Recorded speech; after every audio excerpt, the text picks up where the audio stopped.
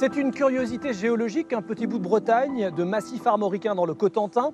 Le mont de Deauville, du haut de ses 130 mètres, abrite une faune et une flore remarquables, avec un paysage de landes marqué par la présence de bruyères et d'ajoncs. Un paysage qui, en Normandie, comme partout ailleurs, régresse et qui, ici, fait l'objet de mesures de protection. À l'ouest des marais du Cotentin, 3 collines viennent rompre la monotonie du paysage. Étanclin et Castres sont recouverts de forêts. Seul le mont de Deauville a conservé son paysage de landes, un paysage que ce chantier vise à préserver. Donc avec les pinces à bois, on va commencer à couper les ajoncs qui sont beaucoup trop hauts. Yves Calonne forme ses jeunes adultes au métier de jardinier paysagiste.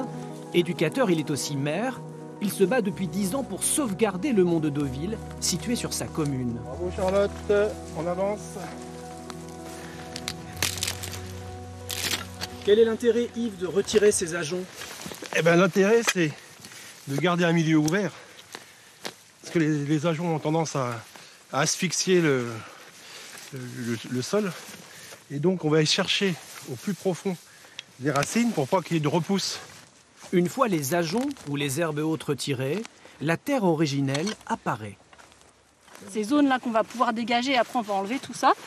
Et ça va faire des zones à nu où les graines de bruyère qui sont à côté en fait, vont pouvoir venir germer et puis reformer de la lande à bruyère.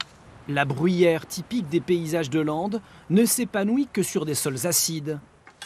En arrachant, en appauvrissant le sol, on rend paradoxalement service à la nature.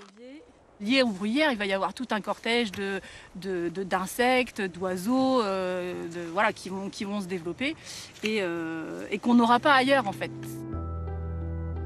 C'est le cas de la vipère Péliade, une espèce menacée, mais qui s'est longtemps épanouie dans les Landes, grâce à l'homme qui exploitait et entretenait sans le savoir son habitat.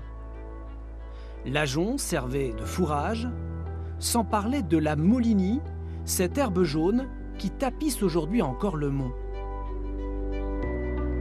Autrefois, les gens la ramassaient en fait quand ça a gelé. Elle se ramasse très bien, hein, voilà, on peut la ratisser.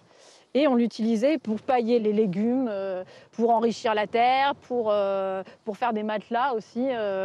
Ça faisait des choses assez confortables. Et puis l'homme, finalement, a petit à petit abandonné ces lieux. Il y a une déprise de l'homme. C'est ça. Est-ce que c'est un enjeu majeur aujourd'hui, la préservation des landes? Dans le département, il reste 3000 hectares de landes. Donc ça représente, j'ai regardé par rapport à la superficie du département, c'est 0,5%.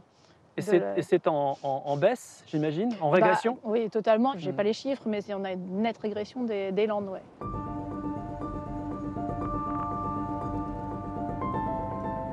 Vous protégez la faune, la flore, mais est-ce que vous essayez de protéger le mont de Deauville de l'homme? Ah non, pas du tout.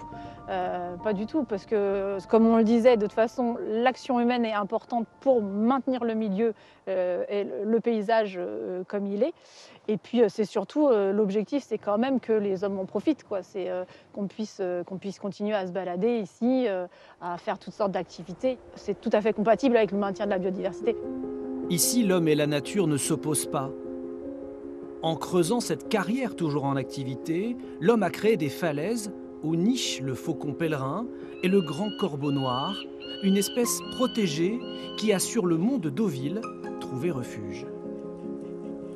Le mont de Deauville pourrait prochainement être classé zone naturelle sensible. Une demande en ce sens a été faite auprès du département de la Manche avec un objectif: dégager des financements afin de poursuivre la valorisation de ce site remarquable.